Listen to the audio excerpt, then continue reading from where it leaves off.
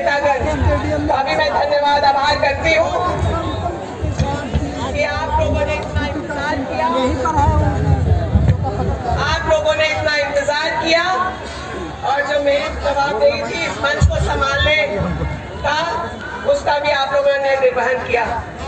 मैं मेहगामा की धरती पर आप लोगों के तरफ से अपनी बहन राष्ट्रीय नेता जिन्होंने बताया आपको कि 30 साल का उनका संघर्ष है, NSUI youth Congress, senior Congress, महिला कांग्रेस करते हुए आज वो मेहगामा आई है। मुझे कितनी खुशी है मैं उसको शब्दों में बयान नहीं कर सकती हूँ। आपका बहुत बहुत धन्यवाद अलका जी।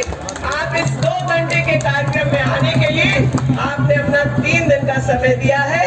आप कल देवघर आ गई, आज मेहगामा आई और फिर कल वापस जा पाएंगी दिल्ली अपने व्यस्त कार्यक्रम में। मैं आपका यह ऋण कभी नहीं भूलूंगी, आपने बहुत समय दिया। मैं आप लोगों की तरफ से स्वागत करना चाहूंगी हम लोगों के सीनियर ऑब्जर्वर, छत्तीसगढ़ के पूर्व प्रदेश अध्यक्ष, पूर्व मंत्री आदरणीय श्री मोहन मरकाम जी का, मंच पर उपस्थित हमारे भाई आरजेडी के पूर्व विधायक रामविलास पासवान जी का, जो आज ही नहीं पिछले सभा में भी हम लोगों के यहाँ आए थे और मेरा हौसला अफजाई किया था और तेजस्वी जी का संदेश लेकर के आए थे। मैं मंच पर स्वागत करना चाहूंगी आदरणीय मंजूर भाई का, जो चलना धोरैया से चलकर आए हैं और इस इलाके के लिए वो पहचान के मोहताज नहीं। मेहगामा प्रखंड के हर घर से इनका रिश्ता है, कोई ना कोई इनका सगा संबंधी हम लोगों के इलाके में है। मंच पर उपस्थित बहुत ही सम्मानित हमारे छोटे भाई अवधेश प्रजापति जी, जो सिर्फ कांग्रेस के संगठन के ही उपाध्यक्ष नहीं बल्कि अति पिछड़ा वर्ग के राष्ट्रीय उपाध्यक्ष है और आप लोगों के बीच है। और मुझे ये जो 50,000 के वोटों से हाथ उठाने वाली बात हो रही है, उसमें तो सबसे ज्यादा जिम्मेदारी अवधेश प्रजापति जी ने अपने हाथों में लिया है कि वो अपने परिवार के बड़े संख्या में जो हम लोगों के क्षेत्र में है उनको जोड़ेंगे। मंच पर बहुत अन्य सभी सम्मानित जो गेस्ट है, मेरी बहन दोस्त पिछले साल भी पिछले नॉमिनेशन में भी यहाँ उपस्थित थी, फातिमा जी का मैं बहुत धन्यवाद दूंगी कि आप न सिर्फ नॉमिनेशन में बल्कि पिछले चुनाव में मुझे जिताने में बहुत बड़ा योगदान दिया। मंच पर उपस्थित सभी महागठबंधन के नेतागण, वरिष्ठ पदाधिकारीगण, सबका मैं स्वागत करती हूँ और धन्यवाद करती हूँ। सामने मंच के मेरे परिवार के सभी सदस्य हैं, हमारे बड़े बुजुर्ग हैं, हमारी माँ बहनें हैं, हमारे छोटे भाई बहन हैं, मीडिया के साथीगण हैं और आसपास के तीनों प्रखंड से, बल्कि बसंत राय से भी मुझे फोन आ रहा था, गोड्डा, देवघर, कई जिलों से आज यहाँ पहुंचे हुए हैं। खुर्शीद भाई यूथ कांग्रेस के तो दूर प्रदेश से आए हुए हैं। लेकिन इस मंच पर सबसे पहले मैं इस परिवार के मुखिया रहे कभी हमारे बहुत ही आदरणीय ससुर जी, पिताजी आदरणीय श्री अवध बिहारी सिंह जी का मैं प्रणाम करती हूँ, आभार व्यक्त करती हूँ कि जो जगह आपने जनता के दिलों में बनाया उसी का ये नतीजा है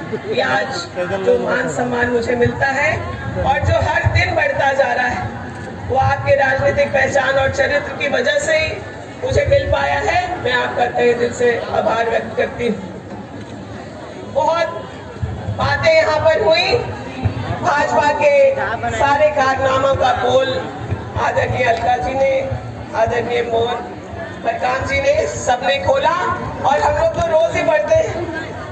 हर दिन जब हम विपक्ष में थे और संघर्ष कर रहे थे तो हम लोगों ने जनता के पास जा करके एक चीजों को बताने का काम किया। मैं यहाँ बहू बन करके आई और कब आप लोगों ने अपने प्रेम और स्नेह से मुझे यहाँ की बहन और बेटी बना दिया ये पता ही नहीं चला। मैं आप लोगों को हाथ जोड़ करके इस बात के लिए धन्यवाद देना चाहती हूँ कि मेहगामा के लोगों ने, मेरे परिवार ने मुझे जो जगह दी है उसको शब्दों में भी नहीं बयान कर सकते हैं और पूरा जीवन आप लोगों की सेवा करेंगे तो भी वह पूर्ण नहीं होगा। विधायक आप लोगों ने बनाया, तब मैंने यही प्रयास किया कि आपको अगर रात के 1 बजे भी फोन करके हमारी जरूरत पड़े तो हमने उस कॉल को उठाया। आपके परिवार में कोई बीमार रहा हो या अन्य किसी परेशानी में आप पड़े हो तो आपको मेरा फोन हमेशा उठता हुआ मिला और लगातार आपकी समस्याओं का हम लोगों ने निदान करने का प्रयास किया। मैंने अकेले नहीं किया, ये महागठबंधन के हमारे छोटे भाई बहन जो युवा कार्यकर्ता के रूप में हैं, उन्होंने कोविड के समय विधायक बने हम लोग, उसके बाद ये वैश्विक महामारी जो आई उसमें 2 साल हम लोगों का समय लिया, लेकिन उस वक्त जो हम लोगों के परिवार में एकता हुई वो इस वजह से हुई कि हमारे पूरे महागठबंधन के और खास करके यूथ कांग्रेस के जो साथी हैं हमारे, उन्होंने ये जिम्मेदारी ली कि हमारा कोई भी श्रमिक भाई बहन देश के किसी भी कोने में होगा उसको हम लोग सुरक्षित लेकर के आएंगे। और हम लोगों ने वो किया। वो देश के किसी कोने में हो, चाहे वो आसाम में हो, छत्तीसगढ़ में हो, मध्य प्रदेश में हो, गुजरात में हो, महाराष्ट्र में हो, दिल्ली में हो, अगर उस हमारे परिवार के उस सदस्य को राशन की जरूरत पड़ी, अन्य दवाइयों की जरूरत पड़ी और जब जरूरत पड़ी कि उसे घर से लेकर के बाहर से लेकर के घर लाना पड़े, तो आदरणीय मुख्यमंत्री जी ने चप्पल पहन के श्रम करने वाले को हवाई जहाज में भी बिठा करके लाने का काम किया। 5 साल में जो काम हुआ वो आप सब लोगों के समक्ष रखना मैं अपना दायित्व समझती हूँ कि आज जब दोबारा आप लोगों की अदालत में हम पहुंचे तो 5 साल में क्या हम लोगों ने और हमारे महागठबंधन की सरकार ने काम किया है वो आपके सामने होना चाहिए। बहुत संख्या में यहाँ पे हम लोगों के कार्यकर्ता हैं, ज्यादा कुछ नहीं करना है। महगामा में पंजा के निशान पर चुनाव हो रहा है। मैं आरजेडी और जो जेएमएम पार्टी के जो भी कार्यकर्तागण हैं, पदाधिकारीगण हैं, मैं उनसे कहना चाहूंगी कि जब आप पंजा लेकर के जा रहे होंगे तो सिर्फ 5 काम भी अगर आप गिनाएंगे, वो चाहे सर्जन पेंशन हो, याद है ना कैसे बूढ़े बुजुर्गों को लाइन लगना पड़ता था और सालों इंतजार होता था।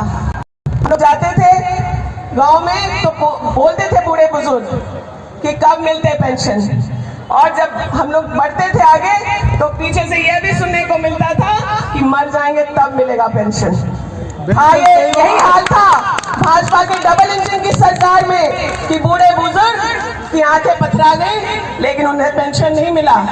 झारखंड का नाम आज पूरे देश में है क्योंकि हम लोगों की महागठबंधन की सरकार ने हेमंत सोरेन जी के नेतृत्व में सर्वजन पेंशन जैसा कानून बना दिया कि हर बूढ़ा बुजुर्ग चाहे वो किसी जाति धर्म का हो उसे पेंशन 1000 रुपए हर महीने मिलना है। राज्य सरकार इसके लिए कटिबद्ध है कि हर बुजुर्ग को, आज भाजपा प्रपंच फैलाना चाहती है, दिल्ली से पैसा रोकती है और उसके बाद ये फैलाती है कि झारखंड की सरकार महिलाओं को पैसे दे रही है और बुजुर्गों का बंद करेगी। लेकिन मैं अपने बूढ़े बुजुर्गों को आश्वस्त करना चाहती हूँ कि आपको जो लाठी, जो सहारा महागठबंधन की सरकार ने दिया है वो आपसे कभी कोई नहीं छीन पाएगा। दूसरी योजना, पंजा के दूसरी उंगली की अगर आप बात करें और आप जनता के बीच जब जाएंगे, और हम जब जनता के बीच खड़े हैं तो भी हम लोग अपने अबू आवास योजना की बात करेंगे। प्रधानमंत्री आवास इस राज्य में बंद कर दिया गया। 8 लाख मकान जो गरीबों के बनने थे उसको बंद करके प्रधानमंत्री मोदी जी खुश हो रहे थे कि झारखंड की सरकार की बदनामी होगी कि प्रधानमंत्री आवास नहीं बन रहा। लेकिन हेमंत है तो हिम्मत है। अबू आवास आज ऐसी हालत है कि कोई प्रधानमंत्री आवास लेना नहीं चाहता। मोदी जी 2 बार आए पिछले 2 महीने के अंदर, उन्होंने प्रधानमंत्री आवास दोबारा शुरू करने की घोषणा की, लेकिन कोई अबू आवास लेगा कि प्रधानमंत्री आवास लेगा? 1,20,000 प्रधानमंत्री मोदी जी देते हैं और हेमंत सोरेन जी कितना देते हैं? प्रधानमंत्री मोदी जी 2 कमरे का मकान देते हैं। महागठबंधन की सरकार कितने कमरे का मकान देती है? 3। उस घर में 3 कमरे के मकान में रसोई और शौचालय भी है। प्रधानमंत्री आवास लेने के बाद फिर शौचालय लेने के लिए दौड़ना पड़ता था। तो महिलाएं अबू आवास लेंगी कि प्रधानमंत्री आवास? 2 योजना तो मैंने बता दिया कि जब हम 5 पंजा का निशान लेके जाएंगे, लेकिन तीसरा योजना आपको इस सरकार का कौन सा सबसे अच्छा लगता है? मैं पूछना चाहूंगी अपने भाई और बहनों से कि तीसरी सबसे सफल योजना इस सरकार की कौन सी है, बताइए। देखिए भैया लोग भी मैया योजना की बात कर रहे हैं, है ना? ये इस बात को साबित करता है कि हमारी महिलाओं के खाते में जब 1000 रुपए करके 3 किश्त आ चुका, या 3000 रुपया महिलाएं अपने परिवार के लिए इस्तेमाल कर रही हैं। वो अपने बच्चों की फीस दे रही हैं, वो अपने बुजुर्गों के लिए दवा खरीद रही हैं। कुछ बच्चियां जो 18 साल से 25 साल की हैं, वो एक परीक्षा का फॉर्म भरने का काम कर रही हैं। वो अपने लिए कोचिंग का फीस दे रही हैं। और अब तो 1000 रुपया नहीं, दिसंबर से कितना मिलेगा? तब 2500 की घोषणा कैबिनेट में पास करके तब हम लोगों की सरकार ने आप लोगों तक मैया सम्मान योजना को पहुंचाया। हम सिर्फ बातें नहीं करते, हम लोग काम करते हैं, जनता तक पहुंचाते हैं। मैया सम्मान योजना 2 महीने में शुरू हुआ और प्रशासनिक पदाधिकारियों पर सरकार का ऐसा नकेल था कि उन्हें महीने भर में 50 लाख महिलाओं को मैया सम्मान योजना से जोड़ना पड़ा।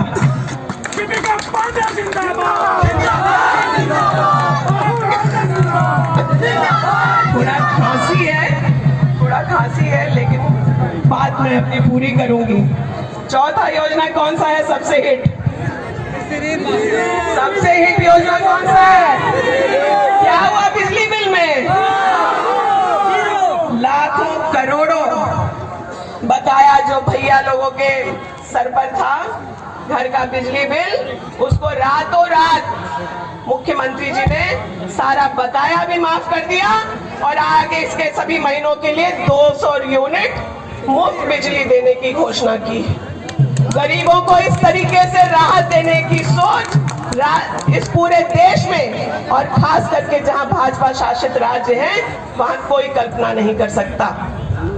किसी के सोच में ही नहीं था कि बिना लाइन लगे लोगों का बिजली बिल 0 हो जाएगा। और रातों रात इस योजना की वजह से महागठबंधन की सरकार हीरो बनने का काम उन्होंने किया है। थोड़ा सा श्रेय मुझे भी मिलना था। आप लोगों ने विधायक बनाया, और जिस दिन से विधायक बनाया, मैं जहां जाती थी, खास करके अपने महगामा में, सब बोलते थे कि भाई मंत्री, लेकिन महागठबंधन की सरकार ने, हमारे पार्टी के आदरणीय नेता राहुल गांधी जी ने सम्मान दिया और 3 महीने का कृषि मंत्रालय का जिम्मेदारी भी मिला। तो भाई जब हमने बिजली बिल 0 देखा, तो हमने भी सोचा कि हमारे आदरणीय राहुल गांधी जी किसान न्याय की बात करते हैं, कृषि ऋण माफी की बात करते हैं, फसल बीमा की बात करते हैं, समर्थन मूल्य की बात करते हैं। तो जब राहुल जी कह रहे हैं तो जरूर सही कह रहे होंगे, हम लोगों को भी कृषि ऋण जो है माफ करना चाहिए। 50,000 माफी की योजना चल रही थी, लेकिन इस राज्य के ज्यादातर किसानों ने 2 लाख तक का ऋण लिया हुआ था, और उन्हें जो कृषि ऋण माफी की योजना मिली थी वो अधूरी थी। आप लोगों के प्यार, स्नेह और आशीर्वाद की वजह से हमारा जो क्षेत्र कृषि बाहुल्य है, यहाँ जो आप लोगों के बीच रह करके सीखे समझे आप लोगों की परेशानियों को, हम लोगों ने भी कृषि ऋण माफ किया और आदरणीय मुख्यमंत्री जी ने कैबिनेट से उसे पारित किया। ये 5 योजना आप अपने इलाके में बने हुए सड़क,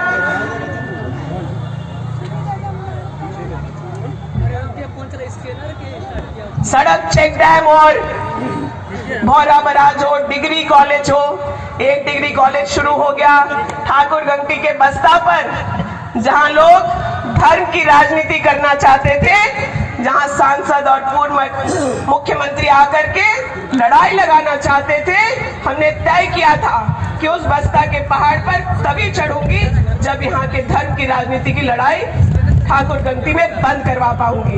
मुझे खुशी है कि मेरे इस सोच का मान ईश्वर ने रखा और अंतिम कैबिनेट में जो इस सरकार के कार्यकाल में हुआ, ठाकुर गंगती के बस्ता के पहाड़ पर अब धर्म की राजनीति नहीं, शिक्षा की राजनीति चलेगी। और आप अपने इलाके के कामकाज को गिनाना शुरू करेंगे अगर क्षेत्र के लोगों के पास, तो मैं कह सकती हूँ कि जो भाजपा के लोग हैं, जिनके परिवार में कोई भाजपा का भी है, उनके परिवार का अन्य सदस्य जो है वो भी महागठबंधन को वोट देगा। बहुत सारे भाजपा के कार्यकर्ताओं ने अपनी पत्नियों को भेजा, अपनी बहनों को भेजा पंचायत भवन कि भाई तुम भी मैया सम्मान का जो है लाभ लेने का काम करो। हो सकता है वो चुपचाप जो है वो भी इस बार हाथ साफ ही करेंगे। क्या लगता है आपको? हर किसी का दरवाजा खटखटाना है, हर किसी का दरवाजा खटखटाना है, और जो खटाखट मैया सम्मान में हुआ है उसका पूरा लाभ अगर कोई वोट के माध्यम से लेगा तो हम लोगों के महागठबंधन की सरकार को मिलना चाहिए। ये प्रण करके हम लोगों को यहाँ से जाना चाहिए। ज्यादा लंबी बात न करते हुए, ये पिछले कामों का ब्यौरा मैंने आपको दिया है। लोग पूछेंगे कि आगे क्या करेंगे, और सवाल होना भी चाहिए। मैं सवाल इसलिए चाहती हूँ कि मेरे 5 साल में मुझे क्या करना है उसका खाका चुनाव में जाने से पहले तय कर लेना है। इस बार जब आप लोग आशीर्वाद स्नेह प्यार दे करके विधानसभा तक भेजेंगे तो मैं आपको वादा करती हूँ कि महगामा में शिक्षा और स्वास्थ्य की सेवाएं और बेहतर होंगी। 50 बेड का अस्पताल आप लोगों के लिए बना करके तैयार कर दिया है हम लोगों ने। 300 बेड अस्पताल जिसकी जवाबदेही केंद्र सरकार को बनाने की थी, डबल इंजन की सरकार को बनाने की थी। मैंने सुना भाजपा के प्रत्याशी टीवी पर इंटरव्यू दे रहे हैं कि अस्पताल ये नहीं बनता तो अच्छा होता, लेकिन अगर ये बन रहा है तो ये गलत हो रहा है। आप भी वो देख लीजिएगा इंटरव्यू कि किसी व्यक्ति की सोच क्या है। आप कह रहे हैं कि कहां से आएंगे डॉक्टर और काम करने वाले लोग। अरे यहीं के बच्चे डॉक्टर बनेंगे, यहीं के बच्चे पैरामेडिकल की पढ़ाई करेंगे, और इस 300 बेड का जो संचालन है वो हमारे महगामा के बच्चे करेंगे। उन्हें रोजगार के अवसर मिलेंगे और उनकी शिक्षा पूरी होगी। वो कह रहे हैं यहाँ मेडिकल कॉलेज पहले खुल जाना चाहिए था, उसकी घोषणा हो जानी चाहिए थी, तब अस्पताल की शुरुआत होगी। जब तक अस्पताल बनकर के तैयार होगा आप चिंता ना करें अशोक भगत जी, यहाँ पर मेडिकल कॉलेज भी होगा, लॉ कॉलेज भी होगा और इंजीनियरिंग कॉलेज के भी बात होगी।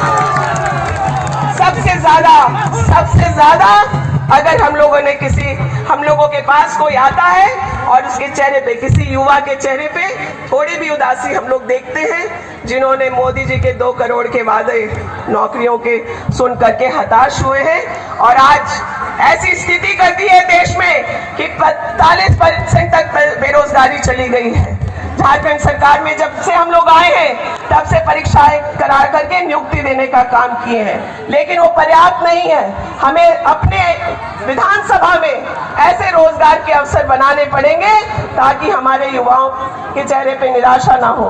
मैं अपने युवा साथियों से, अपने छोटे भाई बहनों से कहना चाहूंगी कि यह 5 साल मैं आपके लिए रखती हूँ, आपके शिक्षा के अवसर, आपके रोजगार के अवसर के लिए इस नए महगामा में काम होगा। नया महगामा कहाँ है पूछते हैं सब, सोशल मीडिया पे चल रहा था, कुछ पत्रकार भी पूछते हैं कि ये नया महगामा क्या है भाई। मैं उनसे कहना चाहती हूँ, या नजर दौड़ाइए, ये है नया महगामा जहाँ हर धर्म, हर जाति, हर वर्ग, महिला हो पुरुष हो, वो मिलजुल कर रहते हैं। यहाँ इस नए महगामा में राजनीति की कोई जगह नहीं है।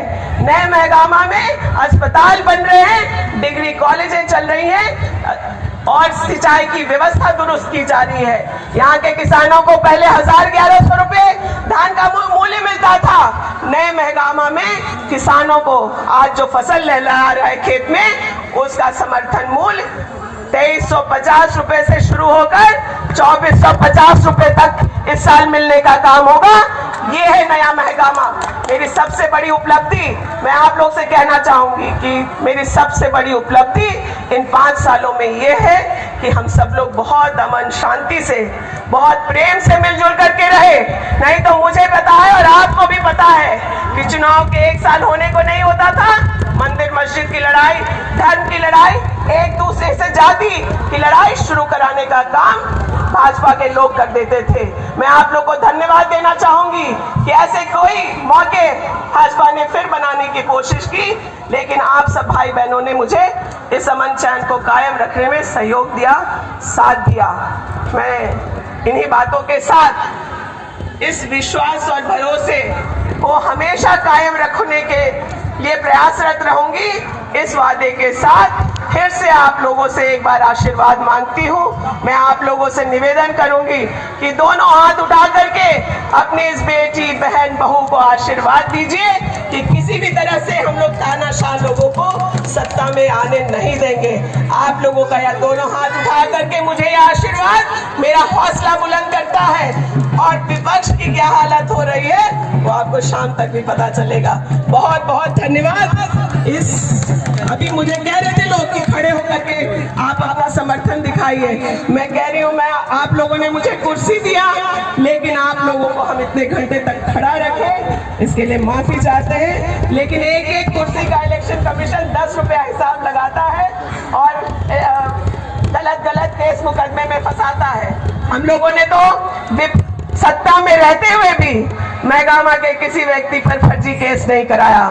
जो पुराना महगामा था उसमें अशोक भगत अपने सामने खड़े होने वाले प्रत्याशी के ऊपर भी केस मुकदमा फर्जी कराते थे, जिसके चलते हमें अभी भी दौड़ लगाना पड़ रहा है। अमन चैन शांति के साथ नया महगामा आगे बढ़ता रहेगा। इन्हीं बातों के साथ मैं आपको फिर से प्रणाम, आदाब, जोहार करते हुए अपने वक्तव्य को समाप्त करती हूँ, और यहाँ इस मंच पर उपस्थित सभी लोगों को और मंच के नीचे उपस्थित सभी लोगों को प्रणाम और धन्यवाद करती हूँ। हो सकता है मैं आपका नाम नहीं ले पाई हूँ, लेकिन मैं उसके लिए माफी मांगते हुए आपसे आशीर्वाद की उम्मीद करती हूँ। बहुत बहुत धन्यवाद। दीपिका पांडे जिंदाबाद, राहुल गांधी जिंदाबाद, कांग्रेस पार्टी जिंदाबाद, दीपिका पांडे जिंदाबाद। दीपिका पांडे सिंह के नामांकन सभा में भी आप लाइव सुन रहे थे। दीपिका पांडे सिंह ने क्या कहा, यहाँ पर अपने पक्ष में समर्थन मांगा। बहुत शातिर है, वोट भी चुराते हैं और वोट कटवाते भी हैं।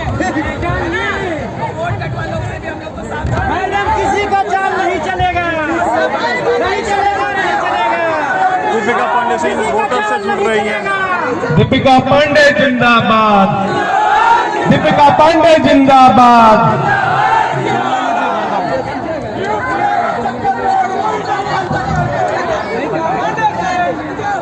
नारा लगाने का युवा लोग का मन कर रहा है। क्यों पड़े हो चक्कर में, कोई नहीं है टक्कर में, क्यों पड़े हो चक्कर में, कोई नहीं है टक्कर में। राहुल गांधी जिंदाबाद, जिंदाबाद जिंदाबाद, जिंदाबाद जिंदाबाद, सोनिया गांधी जिंदाबाद, जिंदाबाद जिंदाबाद, मल्लिकार्जुन जिंदाबाद, जिंदाबाद जिंदाबाद, हेमंत सोरेन जिंदाबाद, जिंदाबाद जिंदाबाद, शिबू सोरेन जिंदाबाद, जिंदाबाद जिंदाबाद, कल्पना सोरेन जिंदाबाद, जिंदाबाद जिंदाबाद, लालू यादव जिंदाबाद, जिंदाबाद जिंदाबाद, तेजस्वी यादव जिंदाबाद, जिंदाबाद जिंदाबाद, रामा की जनता जिंदाबाद, जिंदाबाद जिंदाबाद, रामा की जनता जिंदाबाद, जिंदाबाद जिंदाबाद। बहुत धन्यवाद, शुक्रिया। सबसे बड़ी भूल कमल की फूल, सबसे बड़ी भूल कमल की फूल, याद रखना भाइयों, पंजा छाप।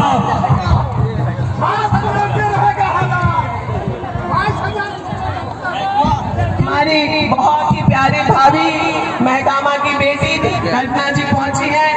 सड़क में जाम होने के चलते उन्हें विलंब हुआ, लेकिन भाभी आप आ गई, मेरा हौसला बुलंद हो गया। संजय भैया का फोन आया था कि तेजस्वी जी के साथ उनका कोडरमा में प्रोग्राम है, लेकिन आपकी भाभी अवश्य जाएंगी। मैं उनके मायके में सबकी तरफ से स्वागत करती हूँ, और मैं निवेदन करूंगी कि 2 शब्द आप जरूर रखें भाभी।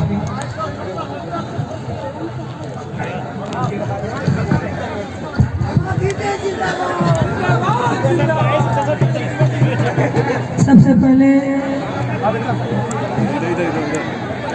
सम्मानित पूर्व कृषि मंत्री सर